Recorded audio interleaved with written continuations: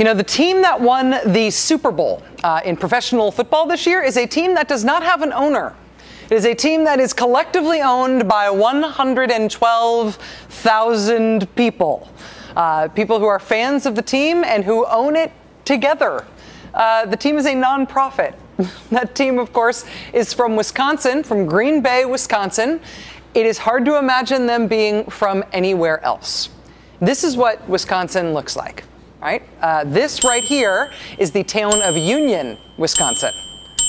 I guess I should have specified which one I meant, because actually there are 7 towns in the state of Wisconsin that are called Union. It's not North Union and West Union and East Union. No, they're all just called Union, Wisconsin. There is a Union, Wisconsin in Pierce County. There is a Union, Wisconsin in Burnett County. There is a Union, Wisconsin in Door County, where they make Death's Door gin, which is delicious. There are 7 towns in Wisconsin called Union. They are all over the state.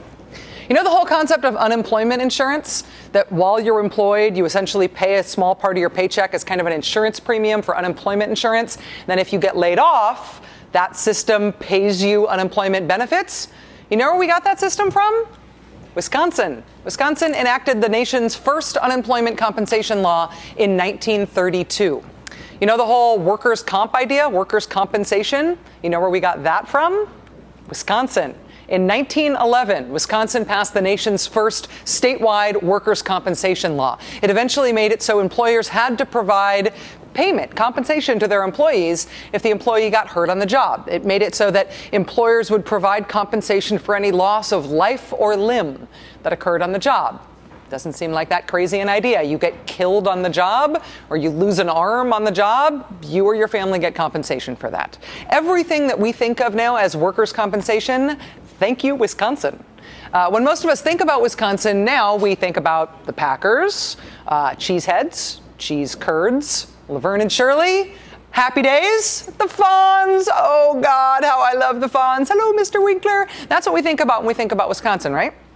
But for most of American history before now, when Americans have thought about Wisconsin, about what Wisconsin means to the rest of America, we have had to think about the rights of people who work for a living.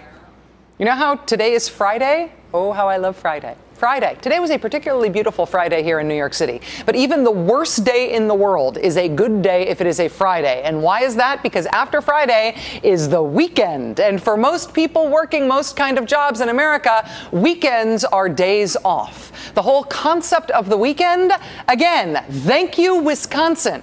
The 8-hour workday and the 40-hour work week was a national movement. But 7 protesters died in 1886 in Wisconsin while marching for the 8-hour workday and ultimately what we all know as the weekend. That happened in Wisconsin 124 years ago. The governor of Wisconsin at the time ordered the state militia to shoot to kill any protester who entered the mill that they were marching on for that right. The militia did open fire. 7 protesters were killed. Those lives were lost to that cause, but that cause prevailed. And in all likelihood, you get tomorrow off. In 1954, about 35% of wage and salary employees in America were in unions, about 35%. By the year 2000, that was down to 13%. By 2010, it was down to less than 12%. Here's one thing to understand about what's going on in Wisconsin right now. The national figure right now for belonging to a union is 11.9%, right? That is the percentage of people who have full-time jobs in America who are in a union. That's it. But if you divide that, if you're willing to look closely at that, you divide that into private sector and public sector. Among people who work in the private sector, only about 7% are in unions. But among people who work in the public sector, boing, that number's still pretty healthy. In fact, that's about the same proportion of the whole country that was in a union back in 1954. Remember those days, commonly referred to as the happy days? More than 1 in 3 Fonzies was in a union back in the mid-1950s. And that is still true today of the Fonzies who work in the public sector. 36% of public sector employees in this country are in a union. The biggest public sector union in the country was founded where?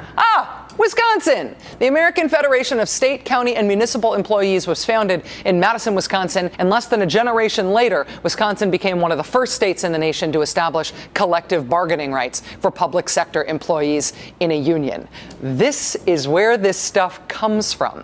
This is why even as the Middle East is blowing up right now, and Congress has been in session until after midnight, 3 nights this week, and Russia has undertaken a fake mission to Mars that they admit is fake, even while there's all of this kind of amazing stuff going on elsewhere in the world and in our own country and even in our own politics, this is why the eyes of the country are firmly fixed on Wisconsin. This is why if the Republicans win in Wisconsin, if they beat the unions and break the unions in Wisconsin, they run the table in the rest of the country. This is why. If you can bust public unions in Wisconsin, you can bust them anywhere. Wisconsin is where it started in our country. Wisconsin is the alpha and the omega of the rights of people who work for a living in this country. Wisconsinites are the people who gave that to the rest of the country. They are the ones who set the standard. They are the ones who died for it in some cases. You want to know why Wisconsinites are fighting?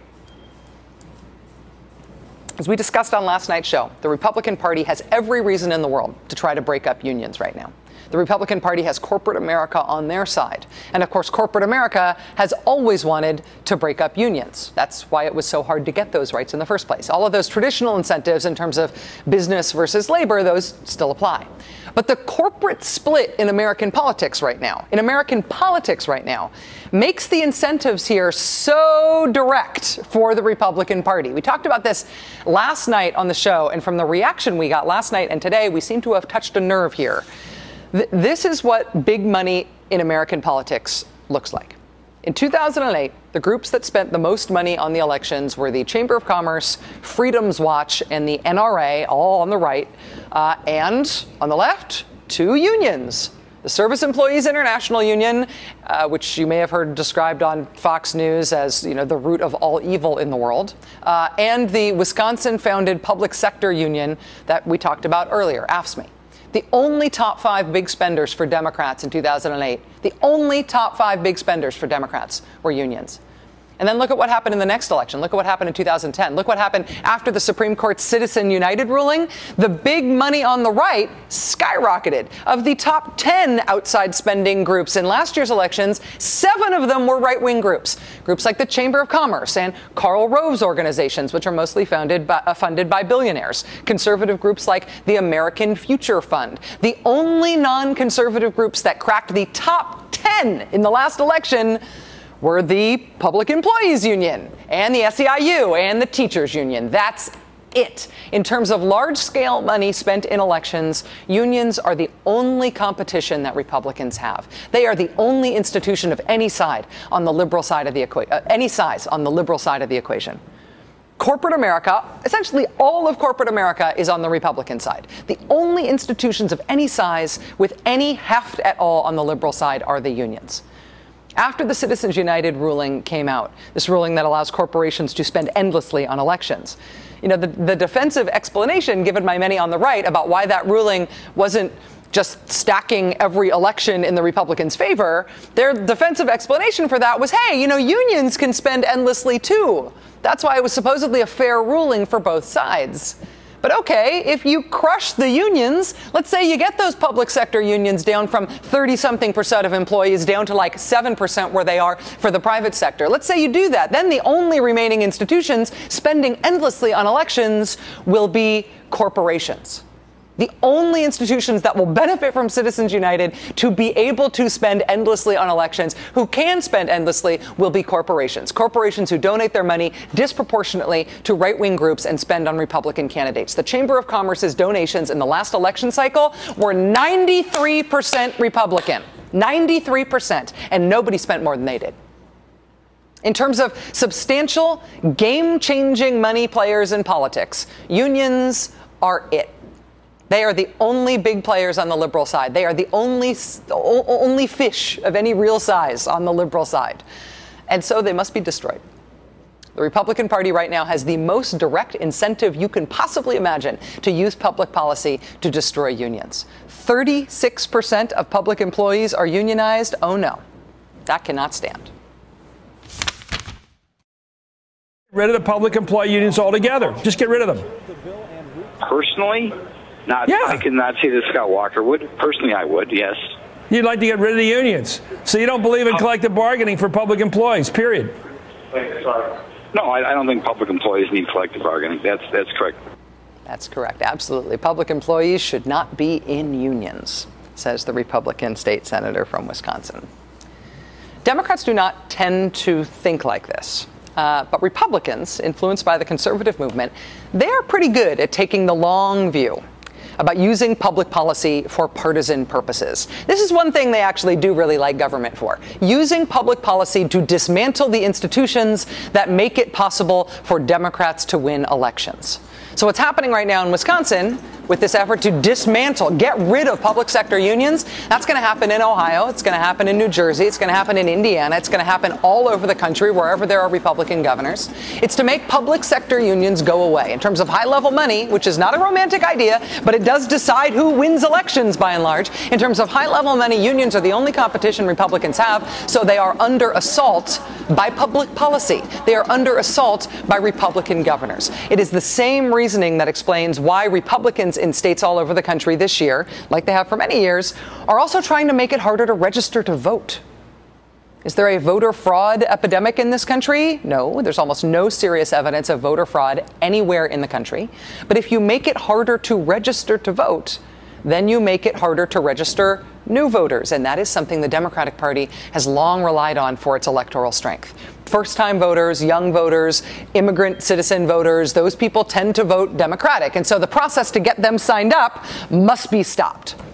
The last time any legislators did what these Wisconsin Senate Democrats have done, the last time any legislators fled their own state to try to block their legislature from doing something, it was over. Again, Republicans using public policy for partisan purposes, using public policy to try to institutionally disadvantage the Democratic Party so Democrats can't win elections. It was in the great state of Texas. It actually relates to the thing that Tom DeLay is going to jail for.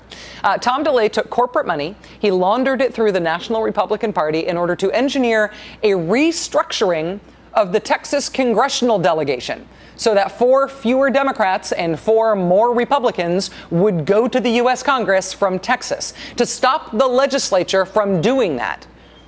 Democrats in Texas fled the state. They went to Oklahoma first, and then later they went to New Mexico. But you know how that one ended? It ended when one of the Democrats who fled the state gave in to the pressure from Republicans and came back, which is all that Republicans needed. They only needed one. They passed their plan. Ultimately, the Texas congressional delegation lost 4 Democrats and gained 4 Republicans. The institutional balance of power shifted. When the Texas Democrats fled the state to stop Republicans from using public policy to institutionally shift the balance of power in the state, to institutionalize Republican rule, Texas Republicans just needed to peel off one of those Democrats to win the standoff. They only needed one, and they got it. You know how many Democrats the Republicans need to peel off in Wisconsin to win the standoff there? 1.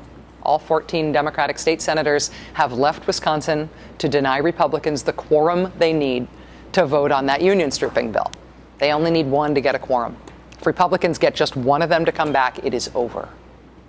If the Democrats do not hold together in Wisconsin, then the place that gave us the weekend, the place that gave us unemployment benefits and workers' compensation and the 8-hour workday and the 40-hour work week and the nation's biggest public workers union and one of the first collective bargaining agreements for those public workers, the state that has 7 towns named union, the state that gave us all of that, the state where the Super Bowl champs are collectively owned.